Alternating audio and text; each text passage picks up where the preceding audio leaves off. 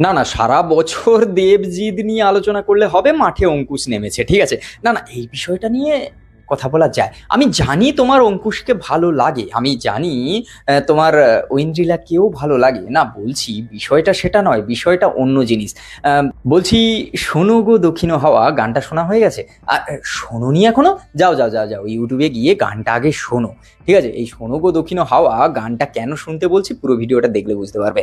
হ্যাঁ, সোমলতার এতদিন পর একটা বেশ সুন্দর একটা ট্র্যাক এসছে, সুন্দর, শুনতে বেশ ভালো লাগছে। সোমলতার সঙ্গে হচ্ছে ছেলেদের গলায় যে দিয়েছে হচ্ছে দুর্নিবার সাহা। তবে গানটা লুক অ্যান্ড ফিল বেশ ভালো, গানটা শুনতে ভালো লাগছে।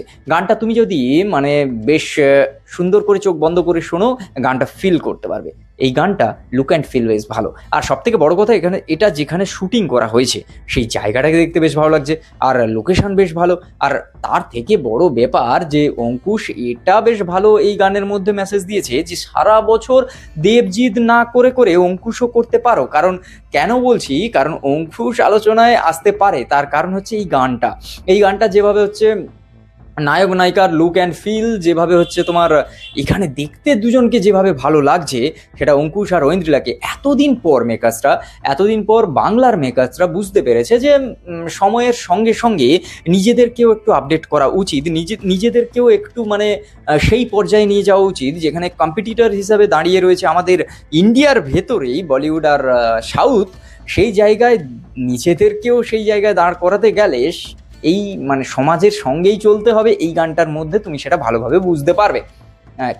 কি নিয়ে কথা বলছি, তাই তো? গানটা গিয়ে শোনো, ইউটিউবে গিয়ে ভিডিওটা দেখো, দেখলে বুঝতে পারবে। না, এই সিনেমাটা বেশ কি হবে সেই বিষয়টা নিয়ে তো পরে বোঝা যাবে। নারী চরিত্র বেজায় জটিল, একটা কমেডি সিনেমা, তার ওপরে সুন্দর সুন্দর গান রয়েছে। আর শিলাজিতের একটা গান রয়েছে যেটা তো অলরেডি হচ্ছে তোমার হচ্ছে ভাইরাল। আর তার ওপরে সুন্দর এরকম একটা ট্র্যাক, রোম্যান্টিক ট্র্যাক। আমি বলছি এই গানটা লোকে শুনবে, লোকে রিপিটেডলি গানটা শুনবে, বেশ ভালো লাগবে আশা করছি। দেখো, অঙ্কুশকে মানুষ কিভাবে চেনে? অঙ্কুশকে অ্যাকচুয়ালি মানুষ চেনে ভালো গান, ভালো ডান্স, আর সুন্দর একটা কমেডি টাইমিং রয়েছে। তাই অঙ্কুশের একটা নিজস্ব ফ্যান বেসও রয়েছে।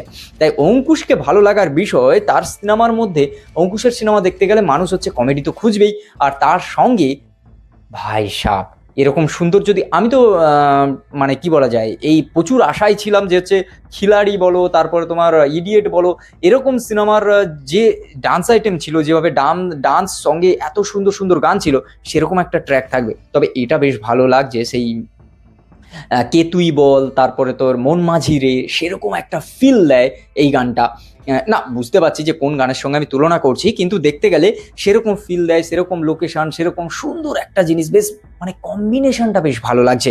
আর এখানে তোমার অঙ্কুশ আর ঐন্দ্রিলাকে দেখতে ভালো লাগছে, এটা একটা বিষয়। আর এই গানটা দেখতে গিয়ে বাংলার দর্শকরা নতুনত্ব তো কিছু পাবেই, অবশ্যই তোমরা গিয়ে দেখো, বুঝতে পারবে। তো এই সিনেমা হচ্ছে অনেক কিছু প্রমিস করে লোকের কাছে, যে এই সিনেমাটা দেখার জন্য তুমি এই সিনেমা দেখতে গেলে তো একটা ফারু কমেডি দেখতে পাবে, এই সিনেমা দেখতে গেলে একটা তুমি ছেলে মেয়েদের মধ্যে একটা টানাপোড়েন দেখতে পাবে, এই সিনেমায় হচ্ছে তাবড় তাবড় অভিনেতা অভিনেত্রী রয়েছে। এই সিনেমায় হচ্ছে আরো একটা সব থেকে বড় ব্যাপার, অলরেডি হচ্ছে একটা গান ভাইরাল। তো সেই কারণের জন্য এই সিনেমা লোকে দেখবে, এটা তো আমার মনে হয়। তোমার কি মনে হয় কমেন্ট করে জানাও।